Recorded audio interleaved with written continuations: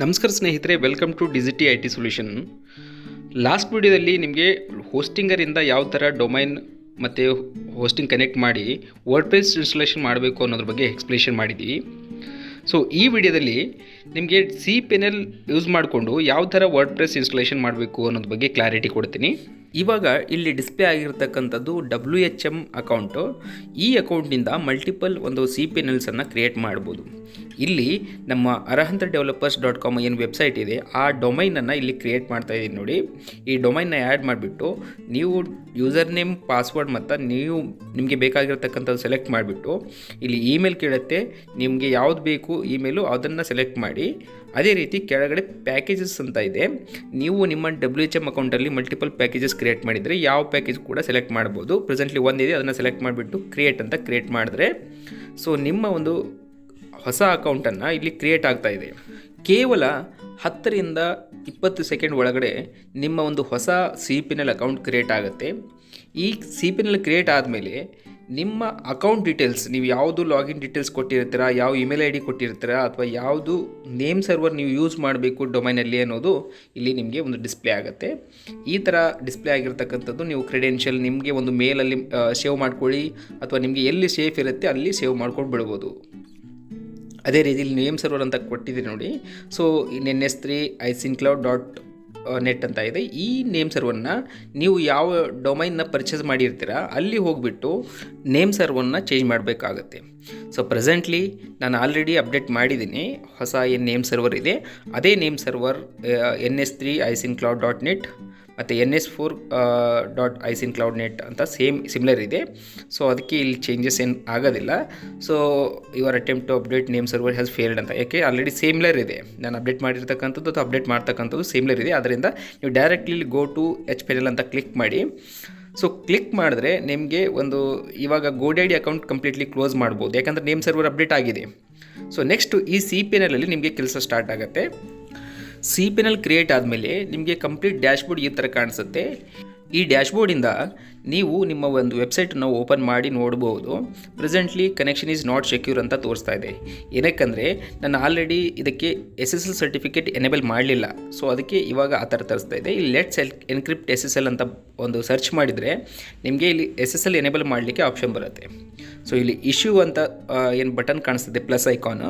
So ಅದರ ಮೇಲೆ click ಮಾಡಿ ನಿಮ್ಮ ಒಂದು ಡೊಮೈನ್ಗೆ SSL ಇಶ್ಯೂ ಮಾಡಬೇಕಾಗತ್ತೆ. ಈ ಯಾವುದು cPanel ಯೂಸ್ ಮಾಡಿರ್ತೀರ ಆ cPanelಯಿಂದ ಫ್ರೀಯಾಗಿ ನೀವು ಒಂದು SSL ಸರ್ಟಿಫಿಕೇಟನ್ನು ಇಶ್ಯೂ ಮಾಡ್ಬೋದು.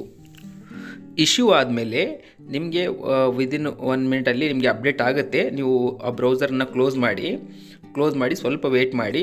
ವೇಟ್ ಮಾಡಿದ ತಕ್ಷಣ ನಿಮಗೆ ಆ ಒಂದು ಸರ್ಟಿಫಿಕೇಟನ್ನು ನಿಮ್ಮ ಒಂದು ಡೊಮೈನ್ಗೆ ಎನೇಬಲ್ ಆಗುತ್ತೆ ಮತ್ತು ಅದು ವ್ಯಾಲಿಡ್ ಫಾರ್ 1 ಇಯರ್ ಇರುತ್ತೆ. 1 ಇಯರ್ ಆದಮೇಲೆ ನೀವು ಅದನ್ನು ರಿನ್ಯೂವಲ್ ಮಾಡಬೇಕಾಗತ್ತೆ. ಅದು ಕೂಡ ನಿಮ್ಮ cPanelಯಿಂದ ಫ್ರೀಯಾಗಿ ಆಗುತ್ತೆ. ಯಾವುದೇ ಥರ ಚಾರ್ಜಸ್ ಕೊಡೋಬೇಕಾಗಿಲ್ಲ.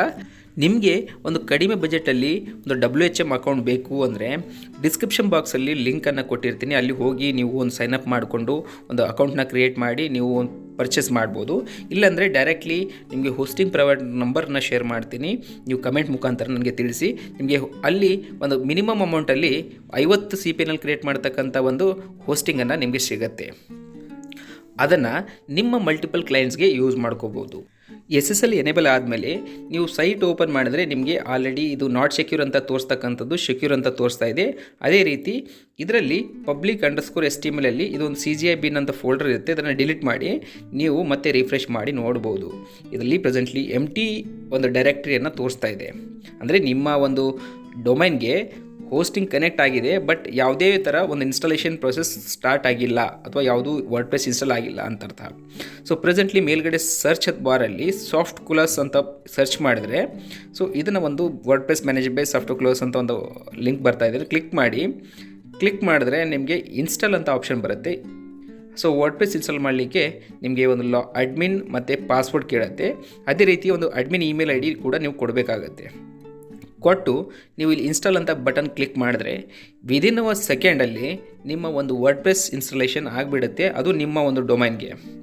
ಸೊ ಅದು ಕೂಡ ನೀವು ಚೆಕ್ ಮಾಡ್ಬೋದು ರಿಫ್ರೆಶ್ ಮಾಡಿ. ಸೊ ವಿದಿನ್ ಸೆಕೆಂಡಲ್ಲಿ ನೀವು ರಿಫ್ರೆಶ್ ಮಾಡಿದ್ರೆ ಮೇಂಟೆನೆನ್ಸ್ ಅಂತ ತೋರಿಸ್ತಾ ಇದೆ. ಏನಕ್ಕಂತಂದರೆ ಸೊ ಇನ್ನೂ ವರ್ಡ್‌ಪ್ರೆಸ್ ಬ್ಯಾಕೆಂಡಲ್ಲಿ ನಿಮ್ಮ ವರ್ಡ್‌ಪ್ರೆಸ್ ಇನ್ಸ್ಟಾಲೇಷನ್ ಆಗ್ತಾ ಇದೆ.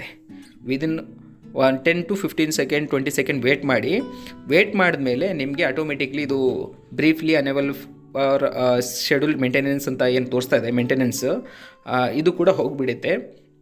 ಒಂದು ವೇಳೆ ಹೋಗಲಿಲ್ಲ ಅಂದರೆ ನೀವು ಅದು ಕೂಡ ರಿಮೂವ್ ಮಾಡ್ಬೋದು. ಯಾವ ಥರ ರಿಮೂವ್ ಮಾಡ್ಬೋದು ಅಂದರೆ, public_html ಫೋಲ್ಡರ್ ಬರುತ್ತೆ ಇಲ್ಲಿ ಫೈಲ್ ಮ್ಯಾನೇಜರಲ್ಲಿ, ಅದನ್ನು ಕ್ಲಿಕ್ ಮಾಡಿ ಓಪನ್ ಮಾಡಿದ್ರೆ ನಿಮಗೆ ಇಲ್ಲಿ ಒಂದು ಡಾಟ್ ಮೇಂಟೆನೆನ್ಸ್ ಅನ್ನೋದು ಒಂದು ಎಕ್ಸ್ಟೆನ್ಷನ್ ಬರುತ್ತೆ. ಆ್ಯಕ್ಚುಲಿ ಶೋ ಹಿಡನ್ ಫೈಲ್ಸ್ ಅಂತ ಕ್ಲಿಕ್ ಮಾಡಿದ್ರೆ ಡಾಟ್ ಫೈಲ್ಸನ್ನು ತೋರಿಸುತ್ತೆ. ಇಲ್ಲಿ ಏನಾದರೂ ಡಾಟ್ ಮೇಂಟೆನೆನ್ಸ್ ಅನ್ನೋದು ಸಿಕ್ಕಿದ್ರೆ ಅದನ್ನು ಡಿಲೀಟ್ ಮಾಡಿಬಿಟ್ರೆ ನಿಮ್ಮ ಮೇಂಟೆನೆನ್ಸ್ ಹೋಗಿಬಿಡುತ್ತೆ. ಪ್ರೆಸೆಂಟ್ಲಿ ಆಟೋಮೆಟಿಕ್ಲಿ ರಿಮೂವ್ ಆಗಿದೆ.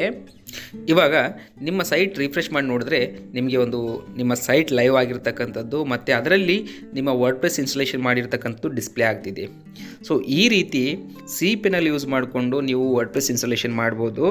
ಅದೇ ರೀತಿ ನೀವು ವರ್ಡ್ಪ್ರೆಸ್ಸಲ್ಲಿ ಲಾಗಿನ್ ಆಗಿಬಿಟ್ಟು ನೀವು ನಿಮ್ಮ ಒಂದು ಮುಂದಿನ ಒಂದು ವೆಬ್ಸೈಟ್ ಬಿಲ್ಡಿಂಗ್ ಪ್ರೊಸೆಸನ್ನು ಸ್ಟಾರ್ಟ್ ಮಾಡ್ಬೋದು.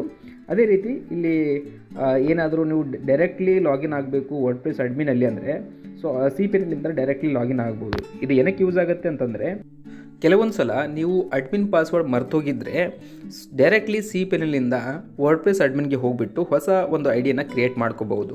cPanel ಯೂಸ್ ಮಾಡಿಕೊಂಡು ವರ್ಡ್ಪ್ರೆಸ್ ಯಾವ ಥರ ಇನ್ಸ್ಟಾಲ್ ಮಾಡಬೇಕು ಅನ್ನೋದು ಎಕ್ಸ್ಪ್ಲೇಷನ್ ಮಾಡಿದ್ದೀನಿ. ಈ ವಿಡಿಯೋ ನಿಮಗೆ ಇಷ್ಟ ಆಗಿದ್ದರೆ ಲೈಕ್ ಮಾಡಿ, ಕಮೆಂಟ್ ಮಾಡಿ, ಶೇರ್ ಮಾಡಿ. ಹಾಗೆ ನೆಕ್ಸ್ಟ್ ವಿಡಿಯೋ ಅಲರ್ಟ್ ಬರಬೇಕು ಅಂದರೆ ಸಬ್ಸ್ಕ್ರೈಬ್ ಕೂಡ ಮಾಡ್ಕೊಳ್ಳಿ.